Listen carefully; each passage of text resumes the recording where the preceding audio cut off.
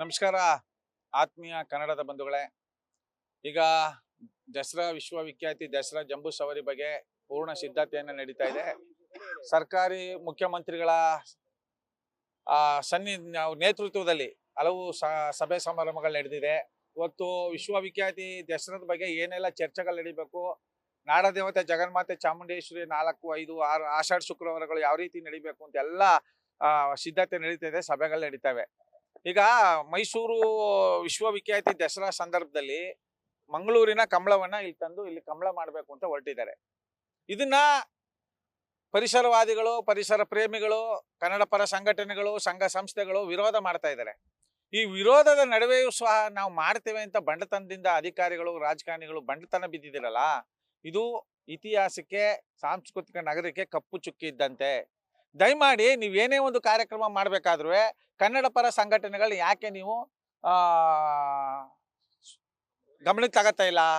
ಕನ್ನಡ ಪರ ಸಂಘಟನೆಗಳನ್ನ, ಪ್ರಾಮಾಣಿಕವಾದಂಥ ಹೋರಾಟ ಮಾಡೋವಂಥವ್ರನ್ನ, ಇತಿಹಾಸ ಉಳ್ಳಂಥ ಇತಿಹಾಸ ತಜ್ಞರನ್ನ, ಹಲವು ಸಂಘ ಸಂಸ್ಥೆಗಳನ್ನ ಯಾಕೆ ನೀವು ಯಾವುದೇ ಒಂದು ಸಭೆ ಸಮಾರಂಭಗಳಿಗೆ ಕರೆದು ಅವರ ಅನಿಸಿಕೆ ಅಭಿಪ್ರಾಯಗಳನ್ನ ಸಂಗ್ರಹಣೆ ಮಾಡಿ ಕಾರ್ಯಕ್ರಮಗಳು ಮಾಡಬೇಕು?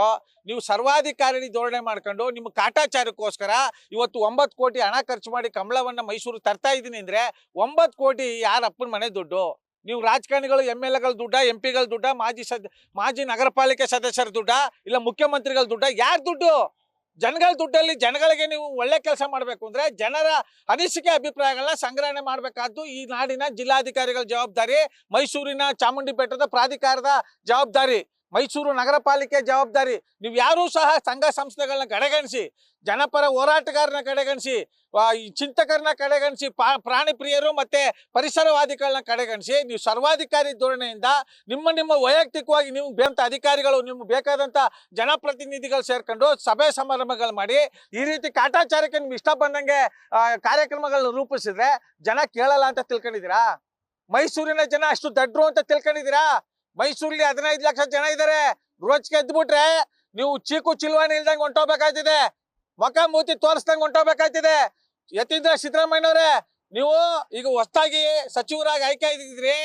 ಜಿಲ್ಲಾಧಿಕಾರಿಗಳು, ಮೈಸೂರು ಮಹಾನಗರ ಪಾಲಿಕೆ ಆಯುಕ್ತರು, ಕನ್ನಡ ಸಾಂಸ್ಕೃತಿಕ ಇಲಾಖೆ ಅಧಿಕಾರಿಗಳು, ಚಾಮುಂಡಿ ಬೆಟ್ಟದ ಪ್ರಾಧಿಕಾರದ ಅಧಿಕಾರಿಗಳು, ಮೈಸೂರು ಜಿಲ್ಲಾ ಉಸ್ತುವಾರಿ ಸಚಿವರು ಕನ್ನಡ ಪರ ಸಂಘಟನೆಗಳನ್ನ ಗೌರವಿಸಬೇಕಾಗಿದೆ. ನೀವು ಮಾಡ್ತಿರ್ತಕ್ಕಂಥ ಅವೈಜ್ಞಾನಿಕವಾದಂಥ ಕೆಲಸಗಳಿಗೆ ಜನ ವಿರೋಧ ಮಾಡ್ತಾ ಇದ್ದಾರೆ, ಮಾನಮಾನ್ಯತೆ ಕಳೀತಾ ಇದ್ದಾರೆ. ಕಳೆದ ವರ್ಷದ ಹಿಂದೆ ಏನು ನೀವು 5 ಚಾಮುಂಡಿ ಬೆಟ್ಟದ ಆಷಾಢ ಶುಕ್ರವಾರಗಳು ಮಾಡಿದ್ರಿ, ಜನ ಯಾವ ರೀತಿ ಆಕ್ರೋಶ ಹೊರ ಹಾಕಿದ್ರು, ಯಾವ ರೀತಿ ಚೀಮಾರಿ ಹಾಕಿದ್ರು, ಯಾವ ರೀತಿ ಸಾಂಸ್ಕೃತಿಕ ನಗರಕ್ಕೆ ಮಾನಮಾನ್ಯತೆ ಹೋಯ್ತು. ಇದೆಲ್ಲ ನಿಮ್ಮಂತ ಭ್ರಷ್ಟ ಅಧಿಕಾರಿಗಳಿಂದ, ನಿಮ್ಮಂತ ಬೇಜವಾಬ್ದಾರಿ ರಾಜಕಾರಣಿಗಳಿಂದ. ಈ ಕೂಡಲೇ ಕಂಬಳವನ್ನ ನಿಲ್ಲಿಸಬೇಕು. ಕಂಬಳ ಮಾಡೋ ಬದ್ಲಿ ಏನು ದಸರಾ ವಿಶ್ವವಿಖ್ಯಾತಿ ದಸರಕ್ಕೆ ಬೇರೆ ಬೇರೆ ಜಿಲ್ಲೆಗಳಿಂದ, ಬೇರೆ ಬೇರೆ ರಾಜ್ಯಗಳಿಂದ ಕಲಾವಿದರು ಬರ್ತಾರೆ. ಆ ಕಲಾವಿದರಿಗೆ ಇನ್ನೂ 500 ರೂಪಾಯಿ ಜಾಸ್ತಿ ಹೆಚ್ಚಿಗೆ ಕೊಡಿ, ಅವ್ರಿಗೆ ಊಟದ ವ್ಯವಸ್ಥೆ ಮಾಡಿ, ಉಳ್ಕೊಳ್ಳೋಕ್ಕೆ ಒಂದು ಗೃಹ, ಅವ್ರಿಗೆ ಮನೆಗಳು, ಬಿಲ್ಡಿಂಗ್ಗಳು, ಕಟ್ಟಡಗಳನ್ನ, ಅವ್ರಿಗೆ ವಸತಿ ಗೃಹಗಳನ್ನ ನೇಮಕ ಮಾಡಿ ಬಂದಂತ ಕಲಾವಿದರನ್ನ ಕಡೆಗಣಿಸ್ತೇನೆ. ಅವ್ರು ತೃಪ್ತಿಯಿಂದ, ನೆಮ್ಮದಿಯಿಂದ ನಿಮ್ಗೆಲ್ಲ ಆರೈಸೋ ರೀತಿ ಅವ್ರಿಗೆ ವ್ಯವಸ್ಥೆ ಮಾಡಿ ಅಂತ ನಮ್ಮ ಮೈಸೂರು ದೇವತೆ ಕನ್ನಡಿಗರ ಬಳಗದಿಂದ, ಕನ್ನಡಾಂಬೆ ರಕ್ಷಣೆ ವೇದಿಕೆಯಿಂದ, ಮೈಸೂರಿನ 15 ಲಕ್ಷ ವಾಸ ಮಾಡ್ತಕ್ಕಂಥ ನನ್ನೆಲ್ಲ ಮತದಾರ ಬಂಧುಗಳ ಪರವಾಗಿ ಈ ಕಂಬಳವನ್ನು ವಿರೋಧ ಮಾಡುವುದ್ರ ಮೂಲಕ ನಮ್ಮ ಆಕ್ರೋಶವನ್ನು ಹೊರ ಹಾಕ್ತಾ ಇದ್ದೇವೆ. ಈ ಕೂಡಲೇ ಕಂಬಳವನ್ನು ತೆರವುಗೊಳಿಸಬೇಕು. ಬೇರೆ ಬೇರೆ ಏನು ಇತಿಹಾಸ, ಸಾವಿರಾರು ವರ್ಷಗಳ ಇತಿಹಾಸ ಇದೆ ನಮ್ಮ ಮೈಸೂರು ವಿಶ್ವವಿಖ್ಯಾತಿ ದಸರಕ್ಕೆ. ಆ ಕಾರ್ಯಕ್ರಮಗಳು ಏನು ರೂಪರೇಷ ಮಾಡ್ತಾ ಇದ್ರಿ ಅದಕ್ಕೆ ಹೆಚ್ಚು ಕೊಟ್ಟು ಅದರಲ್ಲಿ ಯಾವುದೇ ರೀತಿ ಲೋಪದೋಷಗಳು ಬರ್ದಾಗೆ ಉತ್ತಮವಾದಂಥ ಕೆಲಸಗಳನ್ನ ಮಾಡಿ ಇಡೀ ಜನ ಹೊಗಳೋ ರೀತಿ ಮಾಡಬೇಕು ಅಂತ ನಮ್ಮ ಮೈಸೂರು ದೇವತೆ ಕನ್ನಡಿಗರ ಬಳಗದಿಂದ ಉಗ್ರವಾಗಿ ಖಂಡಿಸುವುದ್ರ ಮೂಲಕ ಕಂಬಳವನ್ನು ಖಂಡಿಸ್ತಾ ಇದ್ದೇವೆ. ಜೈ ಕನ್ನಡಾಂಬೆ, ಜೈ ಕನ್ನಡ ನಾಡು. ನಮಸ್ಕಾರ.